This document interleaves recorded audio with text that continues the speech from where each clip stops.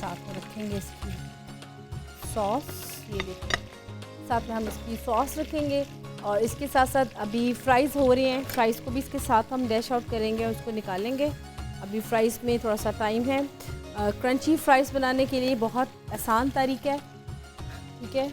उसके लिए आपने ये करना है कि आपने सबसे पहले आलू जो होंगे उसको छील लेंगे। छीलने के बाद आपने इसको अच्छी तरीके से पानी में डिप करके रख देना है और उसके साथ साथ आपने ये करना है कि आपने इसको अच्छी तरह से सोक कर देना है, ठीक है। क्योंकि जब तक आप उसको सोक नहीं करेंगे तो वो चीज़ आपकी नहीं बन पाएगी, ये ज़रूर आपने ध्यान रखना। इसको निकाल देते हैं। चलो, तब तक फ्राइज़ भी हो रहे हैं और जब तक हमारे यहाँ फ्राइज़ होते हैं आप तब तक देखें क्रिस्पी चिकन की रेसिपी कार्ड।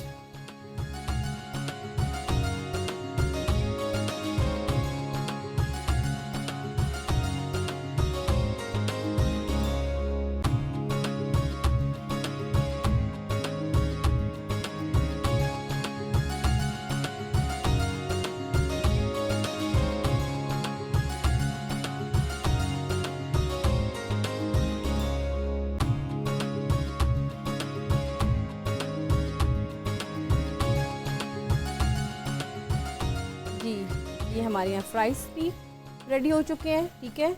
अब हम इसको फ्राइज़ को भी साथ साथ निकाल लेंगे।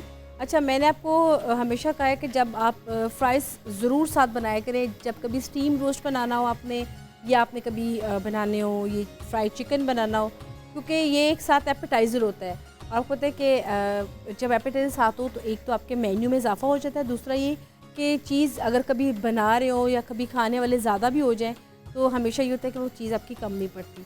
देखिए, हम इसको कंप्लीट तरीके से फ्राइज़ को भी साथ डिश आउट कर दिया। हमारा ज़बरदस्त क्रिस्पी चिकन बहुत शॉर्टकट तरीके से बनाया मैंने, ताकि आप लोग इसको क्विकली बनाएं और बनाएं ही नहीं, सिर्फ इसको साथ साथ इसकी फ़ीडबैक भी दें। आपकी कॉल्स और साथ में आपकी फ़ीडबैक बहुत ज़रूरी है। ये देखें, इसको हमने साथ इसको कर लिया। इसमें हम हल्का सा डालेंगे ब्लैक पेपर,